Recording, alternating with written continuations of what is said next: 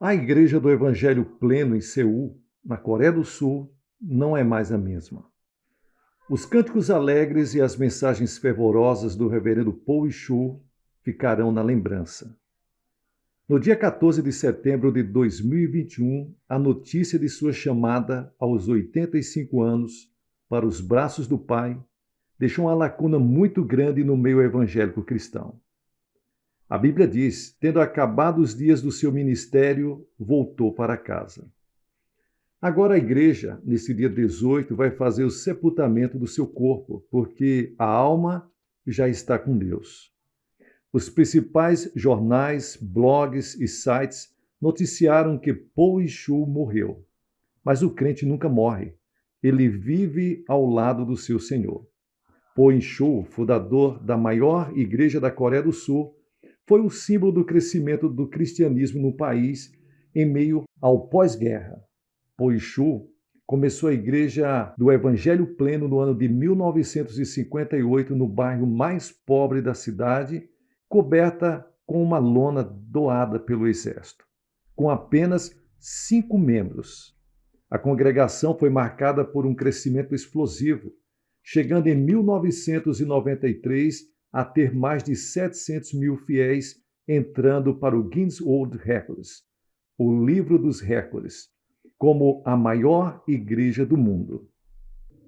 Em comunicado para a Igreja do Evangelho Pleno, foi relembrado: ele transmitiu o evangelho de esperança ao povo coreano que caiu em desespero após a Guerra da Coreia, em 1950 a 1953. Yong-chul foi fundamental para o crescimento da igreja coreana, particularmente desenvolvendo a Igreja do Evangelho Pleno como a maior igreja do mundo. A Igreja do Evangelho Pleno é a maior igreja protestante do país, com ao menos 400 pastores e evangelistas, além de 500 missionários em todo o mundo. Quando inaugurou a igreja, o país era marcado pela doutrina confucionista baseada em um sistema filosófico chinês. Mas, segundo o censo governamental de 2015, a maior religião do país era o protestantismo, com cerca de 9,7 milhões de adeptos, quase 20% dos 49 milhões de habitantes. Ele deixou 3 filhos. Seu velório está marcado para este sábado, dia 18, e a igreja recebe fiéis em luto desde quarta-feira, dia 15. As igrejas em células em todo o mundo celebram seu legado e luto.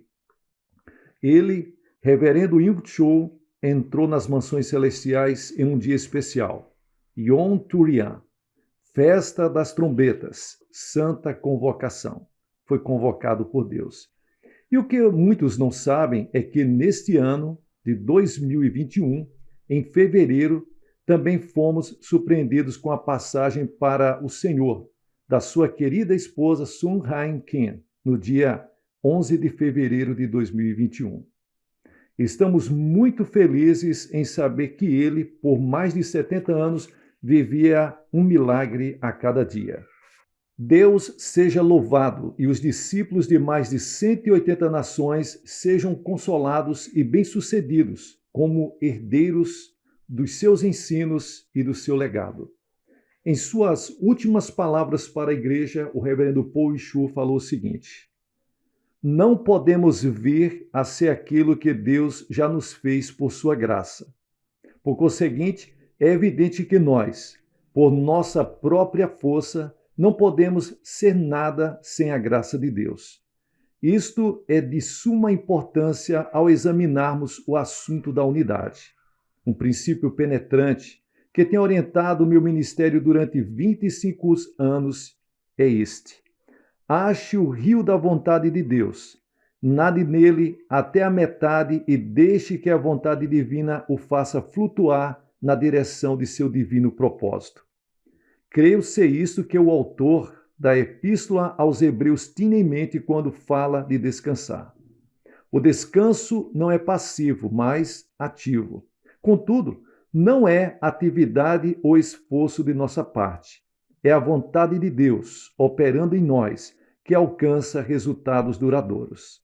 Como está escrito em Efésios capítulo 4, versículo 3, esforçando-vos diligentemente por preservar a unidade do Espírito no vínculo da paz. O problema da união que muitas igrejas têm tentado realizar é que seus esforços, conquanto nobres, são humanos. A igreja do Novo Testamento não se achava dividida em denominações rigidamente estruturadas. Ainda assim, as forças que causaram cismas denominacionais estavam operando. Uns seguiam a Paulo, outros a Apolo. Alguns favoreciam a adesão de Pedro para a lealdade judaica, outros, porém, praticavam a liberdade de Timóteo. A diferença estava em que a igreja primitiva tinha um jeito de lidar com os conflitos e diferenças doutrinárias.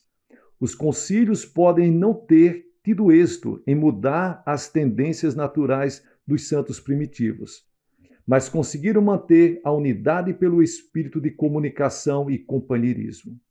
A ordem é que preservemos a unidade do corpo de Cristo, como está escrito em Efésios capítulo 4 e o versículo 3.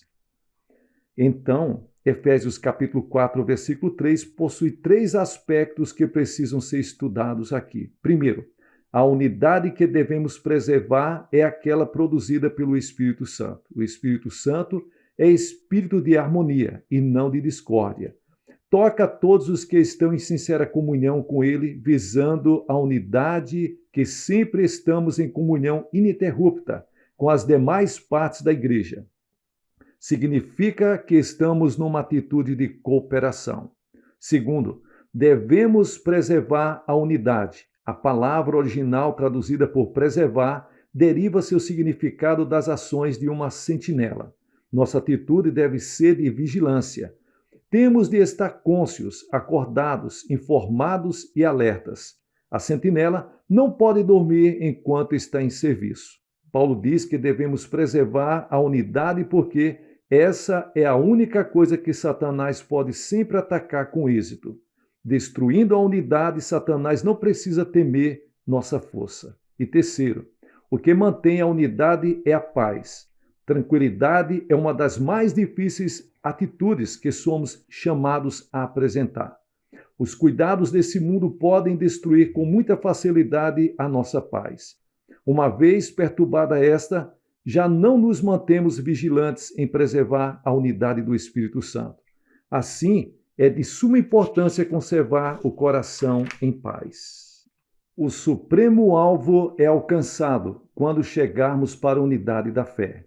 Os primeiros crentes estavam reunidos num local e eram unânimes em sua maneira de proceder, quando o Espírito Santo concebeu a igreja. Como crianças, eram idealistas, mas ingênuos.